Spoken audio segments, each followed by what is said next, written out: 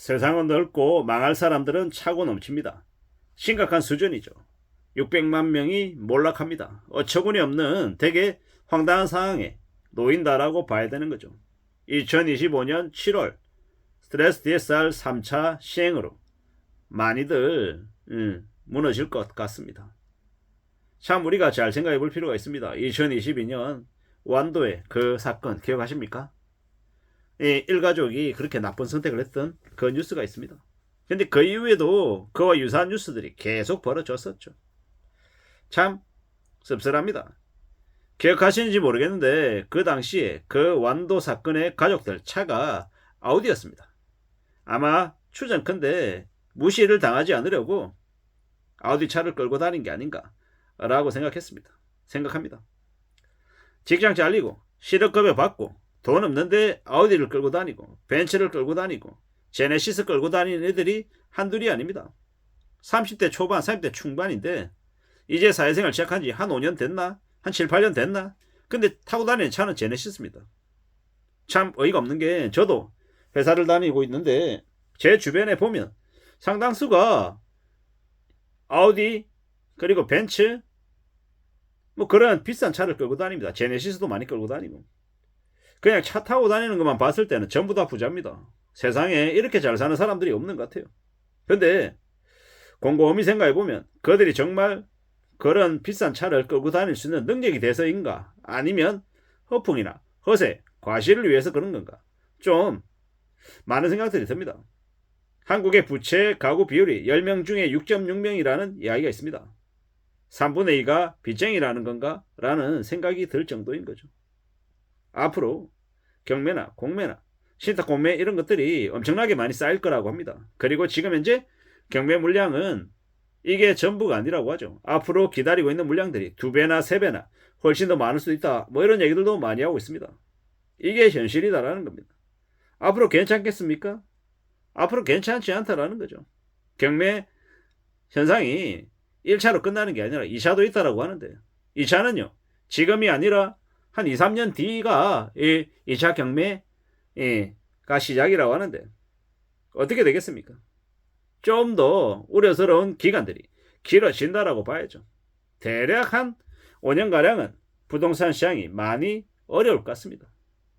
어떤 이들은 이 부동산 시장 관련해가지고 정부가 이 연착륙하기 위해서 지금 저렇게 정책을 펼치고 있다라고 얘기하는데 제가 볼 때는 지금의 대한민국의 이 정부에서 이 부동산 관련한 정책 따위는 없다라고 감히 말씀드릴 정도로 개판이다라고 생각합니다.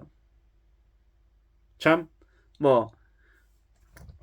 경제안정보고서나 뭐 이런 것들 보면 금융보고서 같은 데 보면은 되게 한국의 경제가 되게 양호하고 준수하고 부채 비율이든 뭐 여러 가지 지표가 꽤나 괜찮은 것처럼 이야기합니다. 근데 현실에서는요. 그러지 못하죠. 이 정책보고서와 현실에서 사람들이 느끼는 피부로 느끼는 것들이 격차가 너무 심하다라고 보여지고요. 이 부동산 PF 대출 관련해서 만기가 도래오는 시점마다 그런 것들이 제대로 막아지지 않을 것 같고 사실상 지금의 정부가 너무 부동산 쪽에만 치우쳐 있고 대기업과 재벌들 부자들 감세에만 집중이 되어 있고 오직 친자본주의도 아니에요. 그냥 친재벌 가진 자들 극소수들만을 너무 이렇게 위주로 하는 정책을 펼치다 보니까 경제정책이 되게 엉망으로 흘러갑니다. 그리고 아무 생각 없는 사람들이 뭐라 그러냐 이 경제가 되게 좌파적이다. 그래서 부자들이 한국을 떠나려고 한다. 한국에서 기업하려고 하는 사람들이 계속 없고 그런 경제력을 가지고 있는 사람들이 해외로 이민을 간다. 이런 얘기를 하는데요. 그런 개소리에 절대로 넘어가지 마십시오. 대한민국은요. 미국이나 유럽에 비해서 이 사업을 하는 사람들이 사업하기가 되게 수월합니다.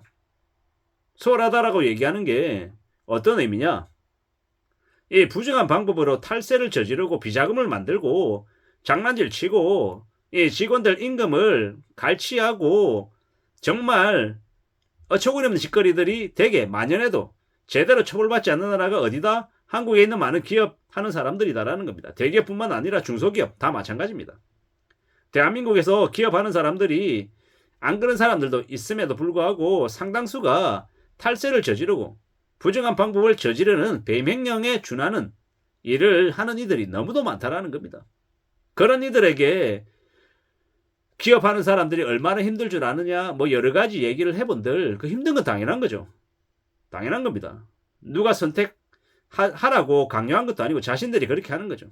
그리고 철저히 자본주의 관련한 이 경제 법적인 측면에서 봤을 때 대한민국의 이 기업인들에게 이 경제 관련한 범죄에 대해서 너무나 관대하죠. 그러다 보니까 삼성의 이재용이 상속 관련한 불법을 저질렀지만 무죄 판결받죠. CJ 이재현 회장 비자금 만들고 걸렸는데 별로 그렇게 큰 타격이 없죠. 신세계 정용진 주가 폭락시키고 저렇게 온갖 짓거리들 하고 있는데 그에 대한 처벌 없죠. 미국의 자본주의 법으로 이렇게 잣대를 갖다 대면요 전부 다 종신형입니다.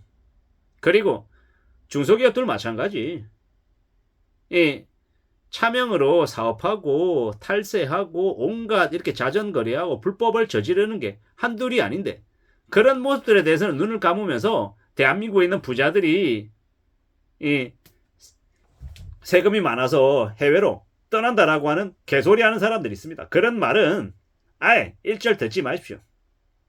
뭐 경제 공부를 안 해서 그렇다는 등 네가 잘 몰라서 그렇다는 등 이건 경제를 알고 모르고를 얘기하는 게 아니라 법을 지키냐 안 지키냐를 얘기하는 건데 대한민국은 정관예우 변호사 사서 불법적인 일도 무죄로 만들거나 집행유예로 만드는 일들이 너무도 많다. 대한민국에서는 정말로 자본주의 상법이 실행이 되어야 하고 경제인들 관련해서 좀 더 엄격한 미국식 이 법을 잣대를 대어서 횡령을 하고 불법을 저지르고 배임을 하는 이들에 대해서 50년, 100년, 200년 때리고 이 불법으로 돈을 재산상 이득을 취한 건 전액 환수하고 벌금도 과하게 때려야 된다고 생각합니다. 그래야 기득권들, 기존에 이미 독점하고 있고 권력을 가지고 있는 경제 세력들에게 치중되지 않고 새로운 신진, 새로운 창업과 새로운 혁신과 새로운 도전하는 이 중소업체들도 늘어나고 경쟁으로 좀 더 나은 이 우리네 이 뭡니까? 기업인들도 늘어나지 않나라는 생각을 합니다. 대기업 위주의 이 가진자들 위주의 자전거래하고 이 페이퍼 컴퍼니 만들고 하는 이런 짓거리들이 없어져야 대한민국이 다시 일어설 수 있다라고 생각합니다. 지금은 가진 자들, 이 정치권들, 경제권들, 기득권이라고 하는 놈들이 불법을 자행해도 이러한 것들이 제대로 처벌받지 않기 때문에 더 이상 대한민국에 기업하는 이 새로운 기업과 혁신과 도전하는 사람들이 없어서 지금 이제 중국으로부터 따라잡힌다라고 봐야 되는 거죠. 중국은요, 무수히 많은 젊은이들이 새로운 창업과 새로운 도전을 합니다. 한국은요, 그런 거 해서 조금이라도 뭐 만들어 놓고 나면 대기업이라고 하는 놈들이 전부 다 법적인 부분으로 뭐 상표권이든 뭐든 다 걸어가지고 병신을 만들어 버리죠. 아니면 뺏어 버리든지 이런 짓거리들이 자행되다 보니까 대한민국의 경제가 점점 나락으로 떨어진다라고 생각합니다. 앞으로 우리가 살아가는 시대가 어떻게 변해야 될지에 대해서 한 번쯤은 생각을 볼 필요가 있는 것 같습니다. 이상입니다.